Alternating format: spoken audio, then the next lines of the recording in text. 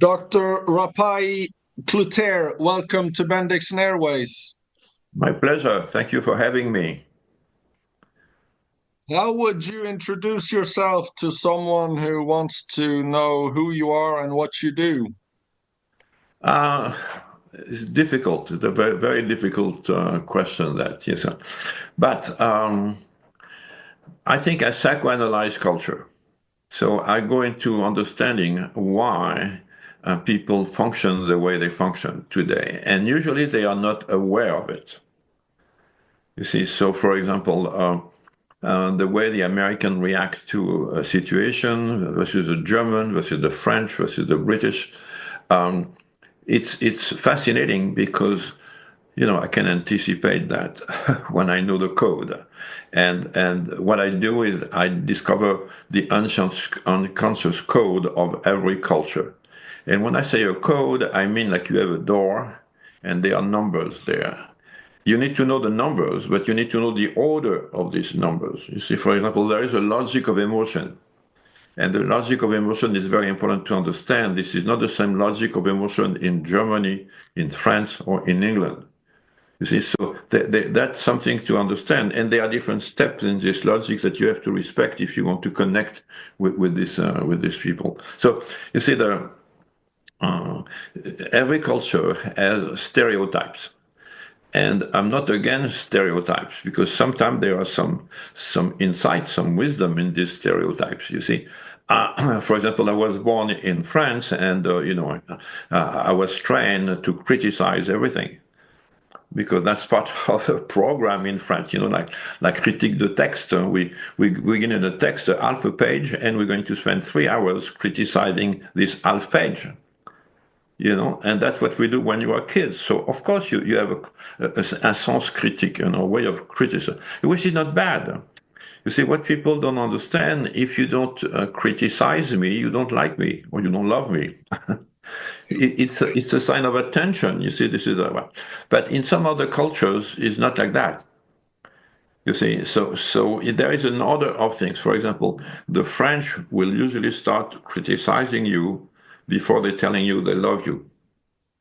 But the American will immediately tell you, I love you, love you, love you, love you.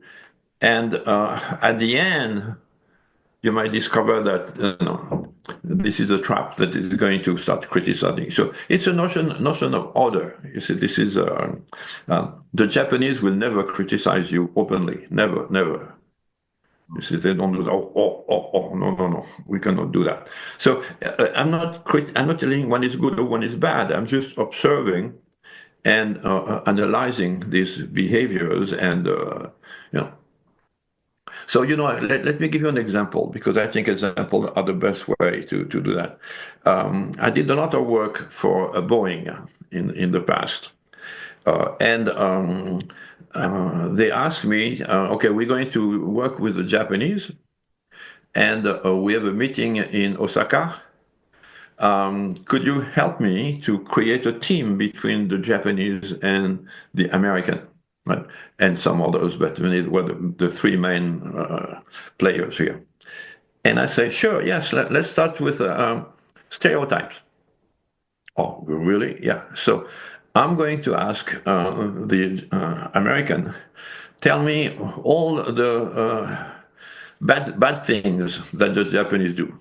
Tell me all the bad things that they do. Okay. Oh, really? Yeah, yeah. Go on. Feel free. This is a brainstorming. Deferred judgment. Go on. Okay. Tell me all the bad things. Well, one thing I don't like is that they sleep during the meetings. Yes, they do. um, and sometimes they take a long, long time and make a decision. Yes, that's right. And they're going into incredible details, and for them everything is so crucial, important. Okay, all right. And I say, okay, now let's look at what they do that is good. Let's make a list now. So two flip charts. What are the bad things? What are the good things? I mean, I know it's kind of binary, but this is the way. Okay. And okay. Well, they're very good at long term. When they take a project, they analyze, and they go to a moment where they all agree on something. So when we arrive at the final situation, you don't need to convince anybody. Oh, very interesting. Then I ask the Japanese, I say, okay, tell me all the bad thing about the American. And so she said, oh, really? Can we do that? Sure, sure. I'll try. Tell me all the bad thing about the American. Very, very resistant, you know. So I say, okay, can we say that they are loud? Oh, yeah, yeah, yeah, yeah, they're loud, they're loud. Oh, they're very loud. Oh, okay. And what else? Oh, I had to push and push and push and push. It was very difficult for them to say, you know, because that's not part of the culture. You don't do that. You know?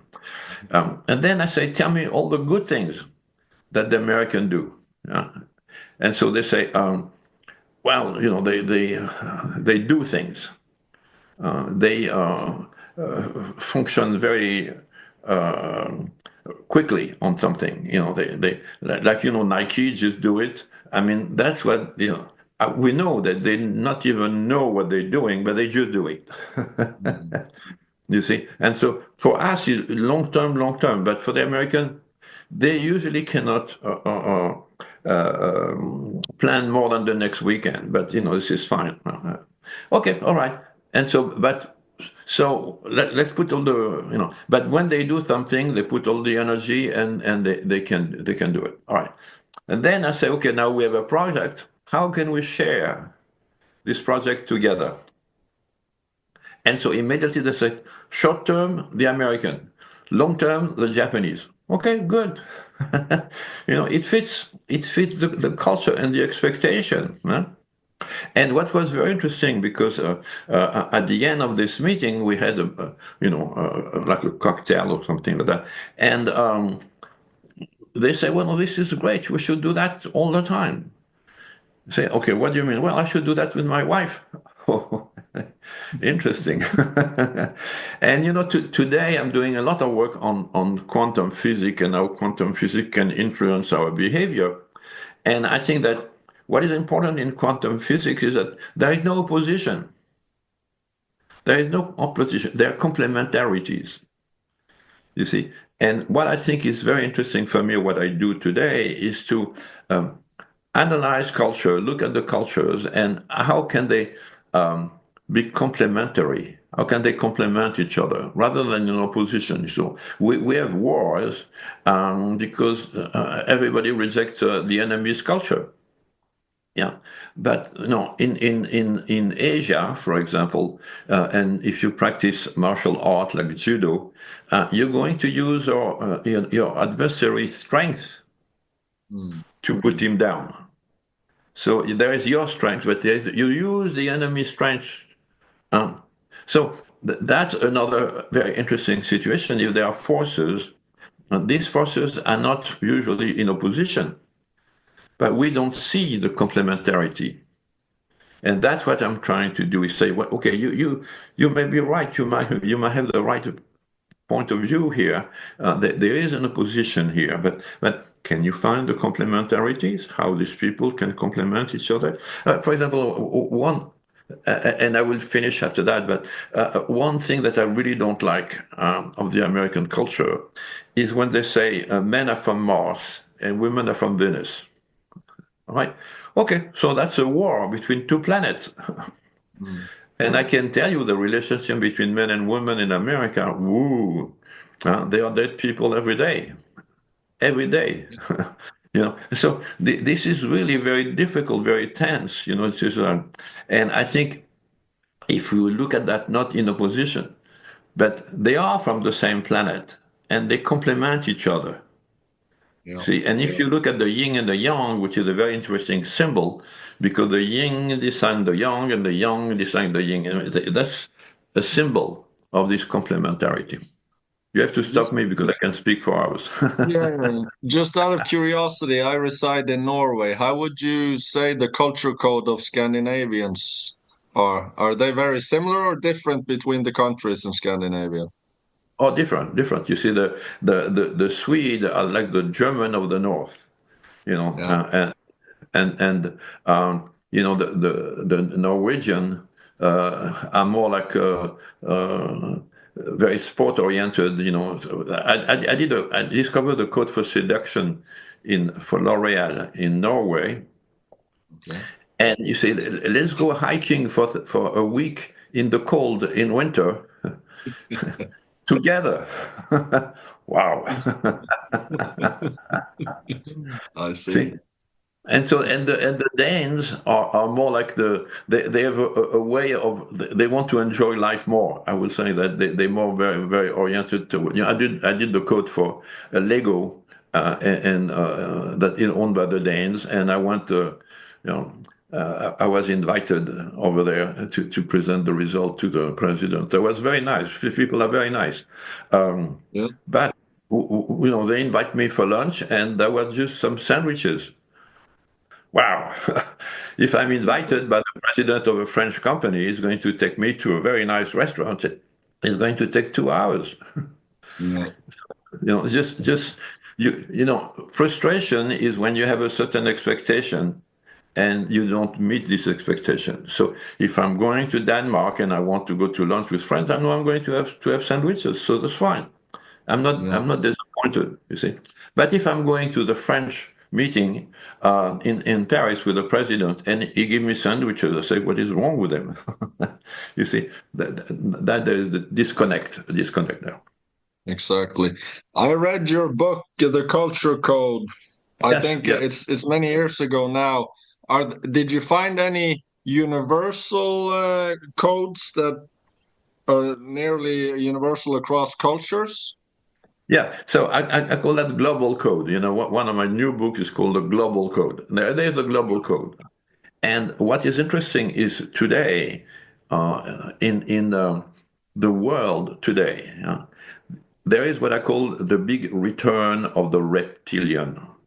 When I mean reptilian, I mean the reptilian brain. You see, so the cortex is long term. The limbic is emotional and always contradiction. Yes or no, I love and I hate at the same time. But the reptilian brain is, you're not supposed to think, you're supposed to act right away. You see, there is almost an instinctive reaction. You see, so that's it. And so wow, this is what is happening right now in the world. You Mm. see, many of my clients are calling me now and say how this is going to change what I'm going to do, the way I'm going to design my products, the way I'm going to speak about it, the way I position my products. Say, you have to be reptilian, no question, reptilian, reptilian, reptilian. And it's very difficult for the French, for example. The French is I think, therefore I am. Yeah. Not I do, therefore I am. The French are very good in thinking and giving thinking lesson to the rest of the world, but not very much in doing things. You see, and so they think too much, if you want.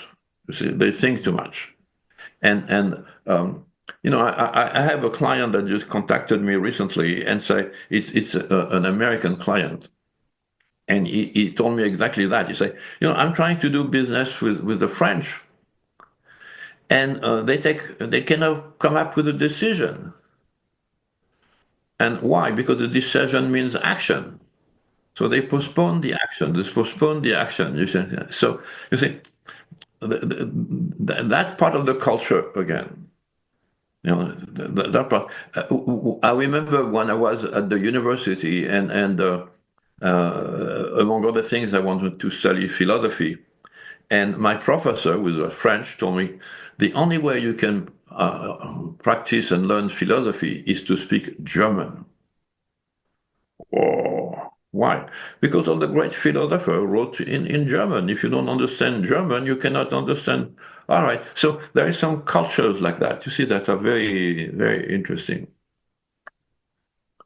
What about you spoke about it now, but do do these codes evolve over time, or are some relatively fixed? Well, you see, very good question. Very good question.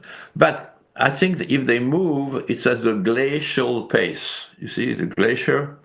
They're very slow. Yeah. They move, they're very slow. Very slow. So, yes, they change, but sometimes, you see, like aging people, when you get old, you have a tendency to repeat always the same mistakes, and then you have a hard time to adapt and adjust. And so, some cultures like that has a difficulty to adapt. You know, uh, the beauty about the American culture is almost like it doesn't exist. You see, because they don't have to preserve anything. They're just coming and coming and coming and do it and want to do it. And, and Nike, just do it. Just do it, Mm. Nike. Huh? Okay, do what? Doesn't matter, just do it. Oh, you don't need to know what you're going to do as long as you do. You see, action is salvation in American culture. Procrastination is a sin. So now the Americans today are changing, which means they were going back to their roots. They and why? It is because every new American that arrive, they are attracted by the American code. You see, and that's what they. I mean, I've done quote from Mexican, successful Mexican in Southern California for an American bank. And they say, what do these people have that is special? They are Mexican and they moved to Southern California and they're very successful. We are interested in having their business. And what I realize is that these people, they don't want to be Mexican anymore. They want to be American. See, they don't think about Pancho Villa or Zapata. They speak about John Wayne. They want to be John Wayne. Wow, you see. And so I'm a new American. You see, I was born in France during the war, and I really always wanted to become an American. And so it took me some time, and I became an American. And you say so. So I think I was an American before I became an American. You see, this is what the power of the American culture. You see, Mm. is not pretentious, is not arrogant, is not like if you don't qualify, you don't have access to it. Like in the French culture, the very arrogant culture. But if you want to do it, you can do it, no question. That's what they say. You see, and so you feel good about becoming an American. You see, by the way, I discover more good things about the French culture since I became an American. So it helps you to understand, oh, the roots are good. So that's what is interesting here is that unconsciously, and I go back to the quantum theory, all this potential already exists in us. We are all these different nationalities. I believe that, we could identify to so many different cultures at the same time. But there is a way to unify all that, you see, and this is you. You, as an individual, you become, a permanent, you keep changing all the time, you see. In quantum physics, they say becoming. Becoming is very important. You see, I think I don't want to ask people, who are you? When people ask me, who are you? I say, I wish I knew. No, I don't know. Why you don't know? Because I'm becoming all the time. I'm moving all the time. I'm changing all the time. I'm not stuck in the past, you see. So, but cultures have a tendency to try to preserve their past as much as they can. Why? Because usually they're not creating a new one. You see, and that's what the beauty of quantum is, that you can become a quantum creator. A quantum creator is that you start moving and improving and transforming and you're becoming. You're becoming. So, now when I meet some of the people that work with me around the world, I say, hey, how are you today? How are you becoming? It's not how are you, but how are you becoming? Exactly. So why do you think so many people are, like you said, stuck in the past? You see, I think it's very difficult to improvise. And I was doing some work and with autistic children. Autistic children, they have a very difficult time when there is new. You know, any kind of improvisation is frightening for them. They want the repetition, they want the pattern, they want always the same thing. They want the same thing. Uh, and it's a defense mechanism. It's a defense mechanism because when they don't anticipate, then they lost, then they might make a mistake and they feel very bad. And so, you see, so I think we all like this. We lack repetition is comfortable, which is the danger of repetition. That's a big danger because if comfortable, you stay there, and then you know. I used to say, and some people hate me for that, but I used to say some people are dead. We just forgot to tell them. Yeah. You see, so how many people that are around you are already dead? We just didn't tell them they were dead, you see. And so it is very difficult to find people that are really becoming, creating themselves a new dimension. And one thing that I found myself stuck into, and that's in one of the reasons I became an American and moved to America, is that in France, people wanted me to be always who I was. You know, I mean, my first book was about children, and they say, okay, now tell us about children. I say, oh, I'm tired of children. I don't want to do something else. No, no, you are an expert. I remember going to see my publisher, and I already have published 3 books in French. And I Mm. say, I wrote a novel. You say, what? Yeah, I wrote a novel, but you're not known as a guy that writes novels. I say, so I wrote a novel. Can you read it? No. Why? Because it's not you. I say, Mm. how do you know who I am? You know, so at that time, my reaction was, okay, I'm moving. And then, you know, when I come to America, what I found is the culture again. People telling me, good, good, do it.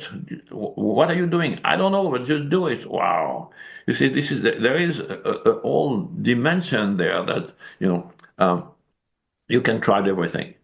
Yeah, Yeah. absolutely. Mm. You know, just a minute. I have, I don't know, maybe 5 or 10 proposition every month for people that want to start a company with me.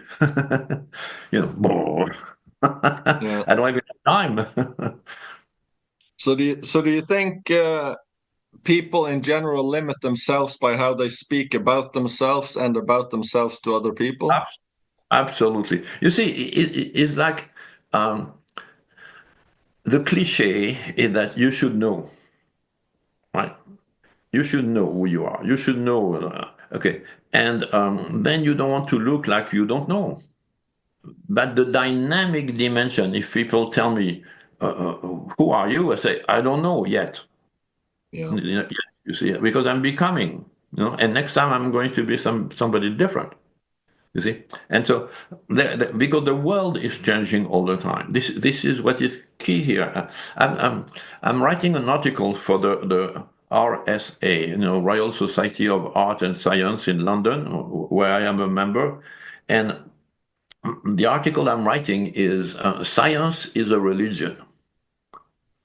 Science is a religion. So, you know, remember Galilei, Copernic, all these people that were excommunicated because they didn't fit, you know, the Yeah. way that everybody was thinking, you see. And so I think what is happening today is that we have to challenge all this knowledge that we have, you see, and all the binary, you know. For example, I'm sure you're familiar with that, but new quantum computers applying the quantum physics and superpositions can solve a problem with 100 seconds that will have Yeah. taken maybe centuries for a regular computer. Yeah. And what I'm saying here today is stop thinking like an old computer. Learn how to think like a quantum computer, you see, and you might be able to solve problem as fast, you see. So it's not just the knowledge, it's the attitude. Yeah. You see, this attitude about we're comfortable in repetition, we're comfortable in things that we know. For example, in this article, I explained that repetition is an illusion. We cannot repeat anything.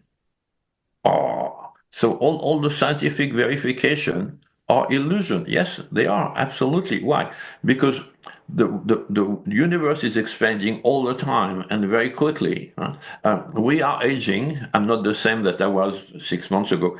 The world is changing all the time. The Zagast and the spirit of the time is changing all the time. So a repetition is an illusion. You see, and so we cannot repeat. We Yeah, can pretend, and I think that what is interesting here is that science tell you have to believe. Oh, yeah, okay. When you believe in science, you're good. We like you. Okay, but if you question science, this you are an apostate. You are somebody that's going to be excommunicated. yeah, You see, and so that's what is so interesting. We need to have a more open attitude, toward everything that we call science today has to be challenged. I mean, I wrote on my article. I say everything that has been rejected by the scientist expert is going to be the starting point of new discoveries. So yeah, everything that you have been rejected is going to be the starting point of new big discoveries, and that's where we want to go. Not a repetition of the past, but yeah. How do you see this in terms of the educational system, especially with the youngest? absolutely. You see, uh, uh, this is so interesting because I have two boys, and they're old now, and each time I wanted them to be like me before I realized that that was a mistake. So, okay, so, I always wanted to play the violin, for example, and I didn't have a chance when I was a kid. So,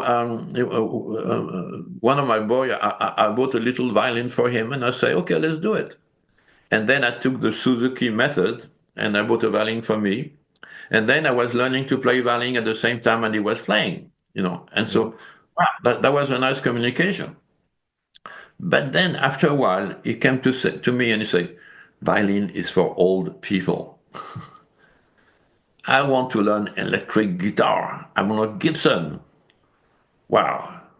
You see, so, but for me, I was not rejected. I gave him a taste, a desire for music. And that's what is important here. I think children should be always seduced by new discoveries. yeah, They can try everything, become a dancer, become a musician, become a painter, become everything. But let them decide. Don't decide yeah, for them, you yeah. see. And that's what is quantum creativity. I don't know, because all that is possible. And I think that Exactly. the future is. I mean, for example, I used to teach in French university and everything. It's so difficult to get out of the main road or the main curriculum, whatever. I mean, it's so difficult. And so, the number of young people that came to me and say, I wanted to do that, and they say, no, you cannot do it.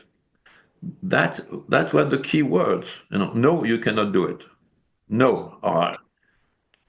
The beauty of the American culture is that, yeah, sure. Can I help you? Wow. this has to be really profound in at at the early age when Yeah, kids are most unconscious and they get things said what they can do and what they can't do. That has to stick with them when they get older. absolutely. Absolutely. You see, in my work with autistic children, these kids usually have very little stimulation.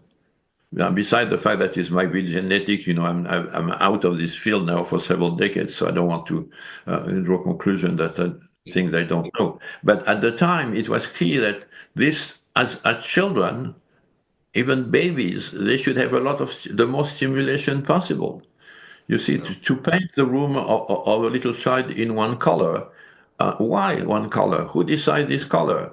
Put them all the Yeah. colors, keep changing the colors, keep changing, this is more stimulation, more connection Exactly. in brain. So children should be open to all that at the same time. You see, for example, to have only 45 minutes of gymnastic a week, Yeah. what? I mean, my body only 45 minutes, and all the rest of the time is to respect the rules and to, I, this is absurd. Yeah. This is absurd. The Greeks say mens sana in corpore sano. I mean, you should spend some more time at being physically. But this physical dimension is perceived as low level. Is not the same prestige as the big mind. So children should be always encouraged to do whatever they want. You see, I was very lucky because my mother, which I respect a lot, when I was a little kid, and I wanted to do so many different things. I wanted to become a painter. I wanted to become a musician. And she always told me, whatever you will do, you will succeed. I Mm. mean, that's a message for every parent to give to their children. Whatever you're going to do, I'm with you and you will succeed. So the positive dimension and wow, this is, and I've done that with my two kids. And they're doing quite well. In your research, have you found any major gaps between what people say they want and what their subconscious actually drives them to do? Oh, absolutely, absolutely. Because you say consciously you don't want to be challenging or challenged too much, huh? And so you want peace and you want to be able to go home and just okay. But unconsciously, you want to challenge all that. You see, so it's like the reptilian is a permanent challenging your brain. You want thing, but the brain, the cortex tell you, don't do that. This is not accepted, and so there is this fight, between these different levels of thinking, and now the cortex, the limbic, and the reptilian, the three brains, but we have to add the quantum brain. The quantum brain. You see, all the books I see behind you and you see behind me, they're part of your brain. Mm. Quantum physics say everything is connected. So they're not here by random, or is not. There is no coincidence. No, they are reason to be there. We don't know the connection. We don't. That's the beauty of it. But we can discover what this connection is important. And so we are all that. And I think this is. I remember a book. The name was it's the way we treat children. It's Mozart that we are assassinating. We're killing Mozart. Every child is a potential Mozart. Mozart was already famous. He was 3 years old. Yeah. And he was just, but why? Because his parents were there all the time, and he was um, swimming in this universe of music, so that then he died in his 30s. So unfortunately, Yeah. but think about all the things he would have done if he was living till 90 or 100. So I'm very dedicated to this. When we kill all the potential in children, this is for me, it's a monstrosity. It is absolutely awful to see this potential, these kids, just a little bit of support, a little bit of positive thinking will help them to become, and when they are crazy, and this is another point that is very important for me, because I've done a lot of work on madness. One of my books is called Wisdom of Madness, Wisdom of Madness. And I explain that when people say you're crazy, um, that's good because they don't see that you are a genius. But one day, you move from crazy to genius. Oh, okay. So how many people do not know that were perceived as completely crazy, that when they are suddenly accepted? You see, Yeah, I think it is Oscar Wilde that say, when everybody agree with me, I might be wrong. yeah, I think it's so important. I mean, because you want to challenge the way people think. You want to be, making major breakthrough in understanding. I mean, quantum physics is absolutely a revolution of the mind. You see, uh, when you see that there is uncertainty. I mean, I read all the newspaper and magazine that I can every day, and now this is uncertainty. The world is uncertain. There is uncertainty. We don't know where we're going. We don't. Okay, well, quantum physics say this is part of reality. Uncertainty. You mm, see, because you cannot. If you look at a particle, it's a particle and a wave at the same time. Huh? yeah, And if you observe that mechanism, you kill the wave and you decide the particle is here. But if you cannot know where is a particle and at the same time what is a movement, think about that about children. We give them tests that don't tell anything. They just like killing the wave. yeah.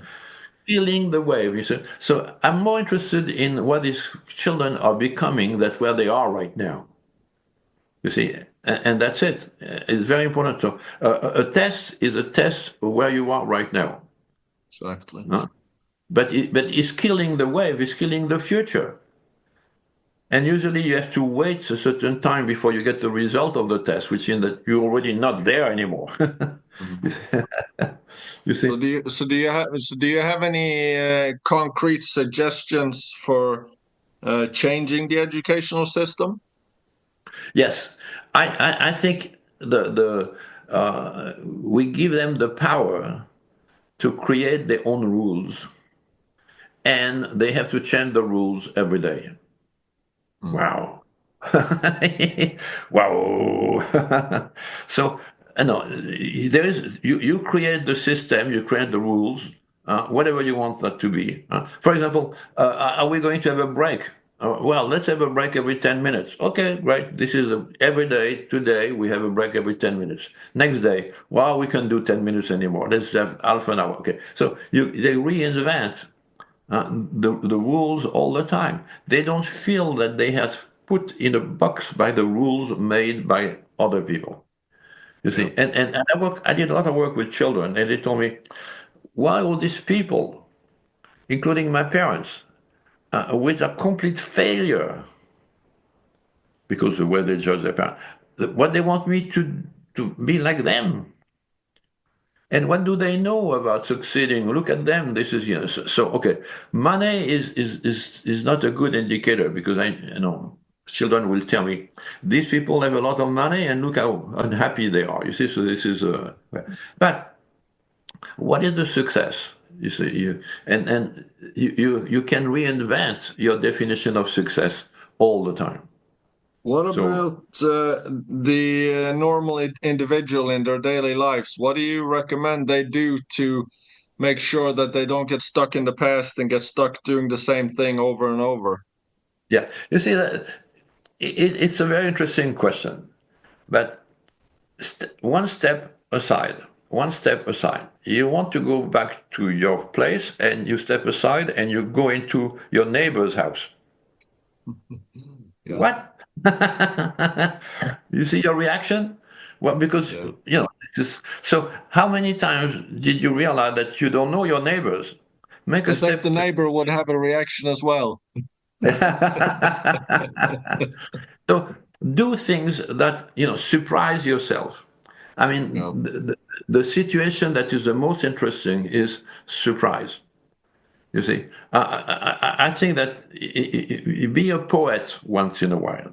Be a poet. For example, there is a French poet.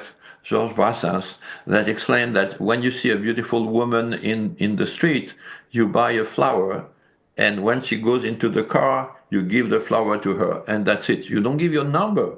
Oh, wow, Uh-huh. this is ridiculous. But you give a flower, that's it. This is an instant moment, a moment of beauty that is not manipulation to get consequences or whatever. You see. So So try to. novelty is important. Yeah, absolutely, Yeah. absolutely. And I think that to do something, surprise yourself. Do things that you never, you see. For example, you never done before, and do it. Oh, but I Mhm. don't know how to do it. Good. That's why this is good. Do it because you don't know how to do it. What? You see, this is Yeah. it. So, and everything that is physical, not enough physical things in our life today. The cell phone, the concentration on the screen. I mean, for example, I've done a lot of fencing, Yeah. and fencing is a philosophy. I know the Japanese look at martial art as a philosophy. It's a philosophy, right? So, fencing is so important because you have to react very quickly, but in the same time, you have to anticipate. And then, when you escape, you always keep going back. I mean, there is immediate connection, use the energy. So, there are a lot of things that we can learn just by studying fencing. You see, but the same with playing music. The same with being theater. You see, for example, I use a lot of theater in when I was working with autistic children, and I ask them to play their parents. Be your father, and Mhm. then the nurse Yeah. being you. And so then we see the interaction. It's amazing. Change your mindset, change your position. And that is another very interesting challenge you have permanently. By the way, have you heard about the telepathy tapes and autistic children being telepathic and being able to speak to each other through their minds? I believe that we are at the beginning of major discoveries of the way people communicate at an unconscious level and sometimes at not being aware of what they do. I think it's amazing. You see, for example, quantum physics tells you when you observe something, you change it. Wow. Mm. You observe it, you change it. You see, you cannot observe without completely transforming what you're observing. Think about the psychiatrists that take care of children. They're not aware of that. You see, they judge them, or this one is psychotic, this one is neurotic, this one is autistic. But you would create that through your Yeah. observation, you see. So Yeah. that is the first thing we have to do, is to be very careful about how we communicate, we influence, we transform people just by the way we observe them or we communicate with them. This is very, very important. Second, horses, dogs, all the animals, yeah. And Mm. I have communication with them that are incredible. You see, my dog, the one I have actually, I mean, when I think about taking him out, he already next to me to do out. I mean, it's true, yeah. But when he want me to do something, he come and look at me and say, "Oh, I understand what he wants. He want the food. I didn't give him the food yet, or something." So there is this communication beyond words. You see, Yeah. this is my horses. Uh, this is incredible. I was trained in a way that when you give an order to the horse, nobody should see it. You should not see the way you give the horse. We say that it should be like a communication. It's like one body between your body and the horse. And I play polo, and polo is a very aggressive. But I never learned polo. My horses taught me how to play polo. You see, this is they know better than I do. You Yeah. see. And so there is this notion of communication that goes beyond. We stuck in words. Of course, we're stuck in words, huh? But We have to go beyond words. You know, in part of my training that with on how to learn how to be quantum, and that's part of my teaching right now. I want people to be able to communicate without words. You see, this is and so I do something, a very simple exercise is I call that the blind and the dog, the dog and the blind. So Mm. you are blind, huh? And you're going to have dinner, but you have a dog, but the person that cannot speak. So you cannot see, and the dog cannot speak. Two people, huh? And you're going to start. So you put your hands in your plate, and the dog is knocking your arm because he cannot tell you that's what you're doing. You see, so suddenly you establish a way to communicate between the blind person and the dog, which is amazing. There is a unconscious way, after a while, to communicate. And this is I, my relationship with my wife is at this level. It's frightening sometimes because Mm. I think about something and she already knows, which is dangerous. But this is Yeah, it. After a while, you have a communication at another level. So we're not aware of that because we don't practice that. You see, yeah. but I think this is something we should practice. I just want to say a word. I believe in meditation, I and was and, going to and ask you that. yeah. Okay, Yeah. good question. I think we need to know to learn how to think. We don't know how to think, uh, and there is a reason why Buddhists, all the monks, people practice meditation. Um, there is something going on there. You see, we have to isolate our mind for the rigid way of binary thinking, and start exploring another dimension. And Yeah. and this is not new. I mean, meditation has been used for thousands of years. But before they were more into the spiritual dimension or the more. Uh, it's fascinating to see that some of the crazy things that the Buddhists and the monks and all these people have said for centuries today are verified by Yeah. quantum physics. Wow, wow. Mm. You see, and so suddenly I have a lot of respect for these people. You see, I think that they were not just crazy people. And again, you crazy until you become a genius. Yeah. Yeah. So, if we're to speak a bit about business, you famously said that people don't buy products, they buy the codes embedded in them. Can you Yeah. explain that? Well, you see, there's. I can take some example. The way the French buy cheese, you see, they don't buy the cheese. They buy a way unconsciously to show that they understand the culture. They belong to the culture. They're part of the culture.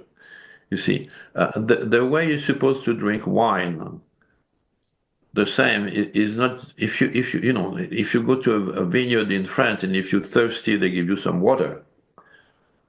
You don't drink wine when you're thirsty. You're doing one when we can and enjoy it and appreciate it. So, um, in the American culture, fast food. Why do we need fast food? Because we are in a rush. We don't have time for that. You see, Mm. it's just fuel. We need to fuel. We need to refuel. You see, and so the way American relate to food is like oil, the gas they put in the car, Yeah. and so they don't do it in a conscious way, but they reinforce the culture. The Japanese, everything they do is to the macro dimension, the beauty of the very small, very small. And I remember I was working for AT&T in Akron, Ohio, to produce cables for the Japanese. And the cable has specification, a list of specification. The cable was supposed to be like this and like this and like this. And so Americans, they say, okay, we fit all the specification. Let's send them to Japan.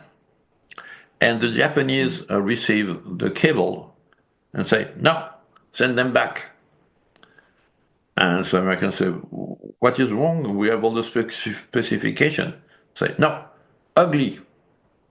Excuse me. Ugly. They are ugly. That was not part of the specification. Yeah, but if they are ugly, you didn't pay attention to it and they cannot be good. Boom. That's it, you see. And so that was very difficult for Americans to understand that because they're very pragmatic. They look at the specification. For the Japanese, there is a dimension that goes beyond the specification, you see. And when the Japanese, for example, I study sushi because I like sushi and I was in Japan, I studied sushi. And I went to see a Japanese sensei, a master, a teacher. He say, this is the way you feel when you cut a piece of fish. And this is the way you should feel when you get organized and the way you present it and the way. So it is not just the fish, it is the way you cut it, the way you present it, the way you associate it with all the things.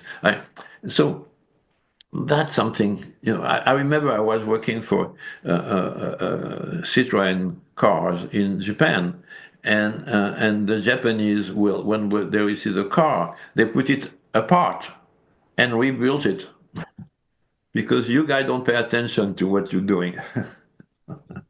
So, okay, that was not very efficient economically, but anyway. And so, you see, there is something like that that is very, very important to understand. And, at a certain time, you don't buy a product, you learn the culture. Yeah. The culture is transmitted to, and some products fit so well the culture, you see, and some don't. You know, Mm. for example, the French cars never apply to the American culture. So if you look at this, is the biggest car market in the world. There is no French car. Yeah, No. Renault is not there, Citroën is not there, Peugeot. Not. So what is it? Where is the disconnect somewhere? You see, they just don't get it. So uh, that is quite key again. Some elements fit a culture, and some of it don't fit the culture. You see, even BMW, and I respect very much BMW, but they had a commercial sometime in America. You see, they say the ultimate driving performance, ultimate.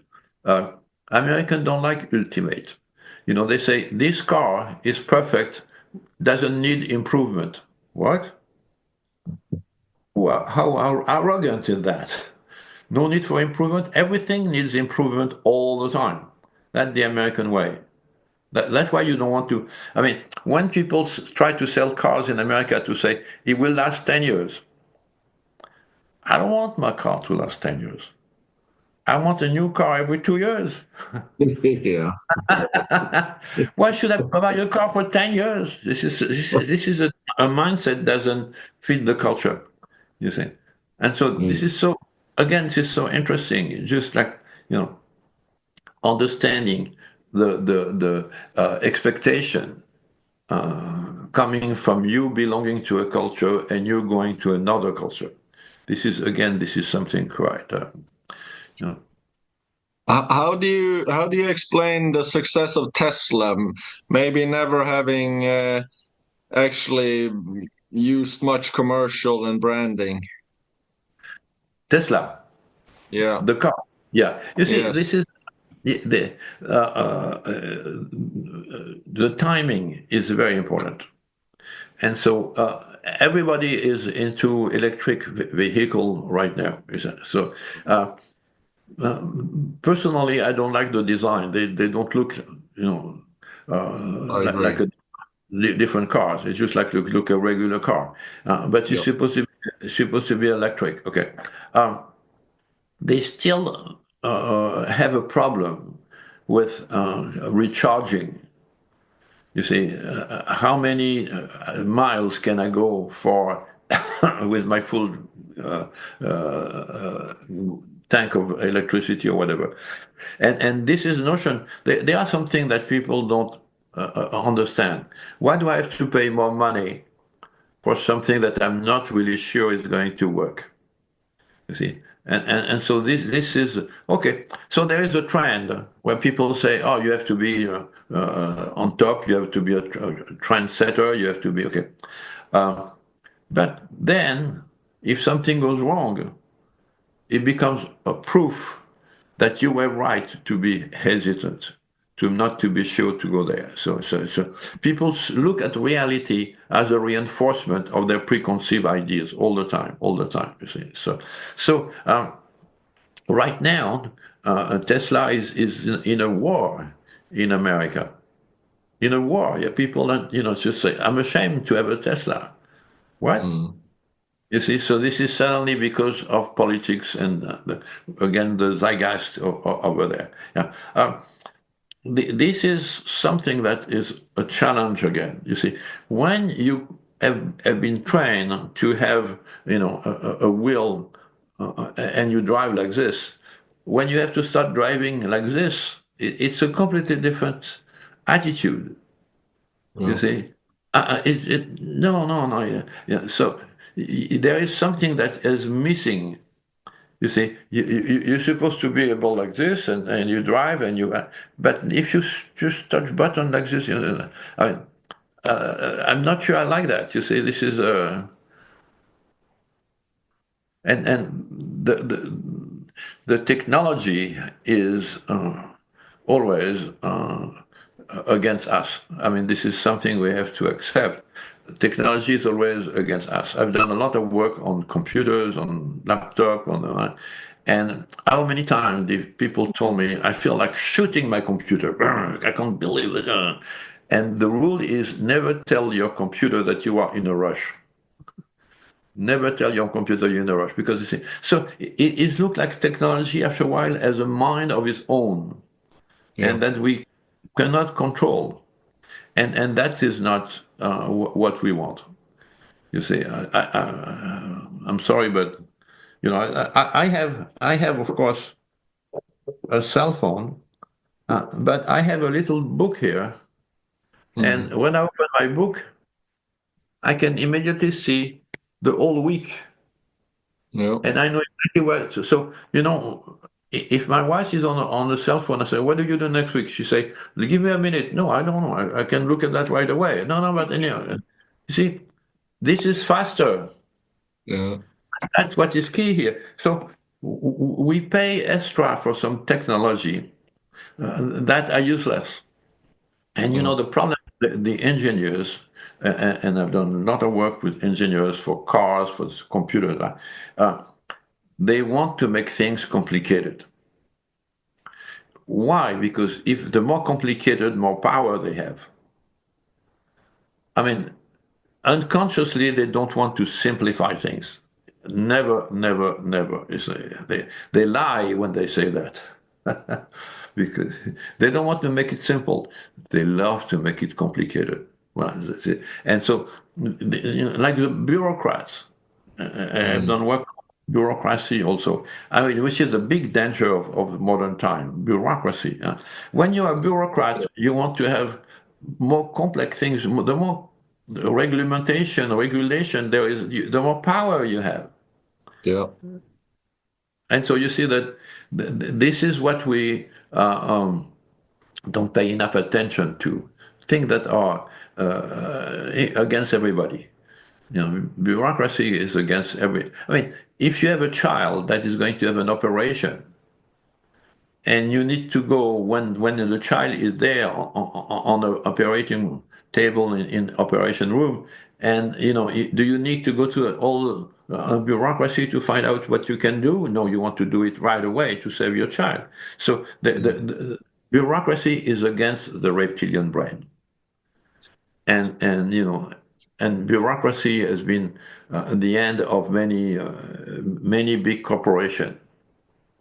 I was working for GM when GM went under and they had to be rescued by the government.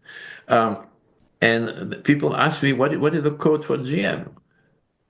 And I think it's very simple. Is USSR, the Soviet Union. I mean, centralization, bureaucracy, and that was the end of it. That was Mm. the end. So at a certain time, they were very innovative. They invented new product, new things in the journal. But then, after a while, the bureaucracy takes over, and then there is no room for creativity, innovation, and things like that. Last business question. What advice would you give to someone who's starting their own company? Uh, Go where nobody else gone before. You see that, like in Star Trek. Go where nobody else gone before. Um, you have to start going into something that you passionate about it. The passionate dimension there. So, and then the next thing is you have to be highly committed to it. It's not going to work right away. So you have to have, I think Churchill say, success is going from failure to failure to failure without losing your enthusiasm. So Mm. I think if you're not enthusiastic about this new direction, um, and then go for something that is a great contribution to mankind. I know it's kind of pretentious to do that, but you see, but you know, some great people that I really respect, like Pasteur. Pasteur invented pasteurization, as we say today, and that's a Mm. great contribution to. So I think there is a combination, is a convergence between your passion, your commitment, your enthusiasm, and something that is unique that nobody has seen before.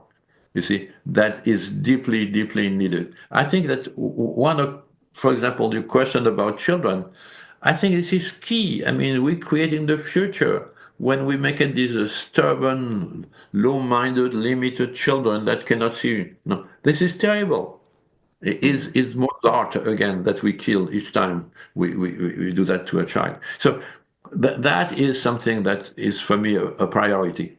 What we do with these children, you see, how do you stimulate their mind? Final And question. What is the meaning of life? uh, the meaning of life is that you have to look for the meaning of life all your life. So you see, this is what is the meaning of life. The meaning of life is that you have to discover, and you will never find it completely.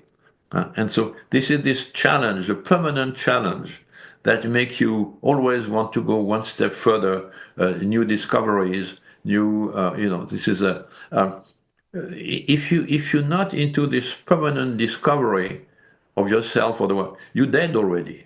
I mentioned before some people are dead, we forgot to tell them. But, if you tell me what am I going to do tomorrow, I don't know yet.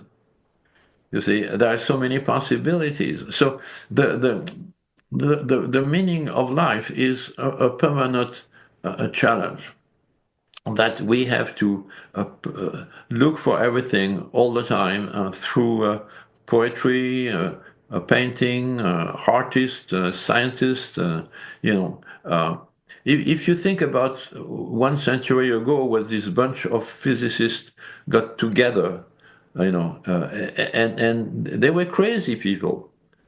They say, yes, we can be in two places at the same time. What? I mean, you see, yes, the time goes in every direction. What? Yeah, we can go back. I mean, this is crazy. They were crazy. And I think that the meaning of life is be crazy, because when you're not crazy, you're just really crazy.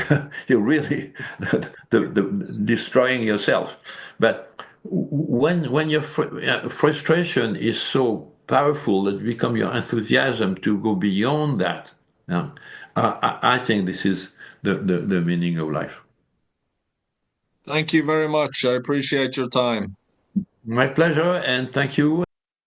Tusen takk for at du hørte på Bendiksen Airways. Dersom du har tips, kommentarer eller vil gi en vurdering av episoden, så gjør gjerne det.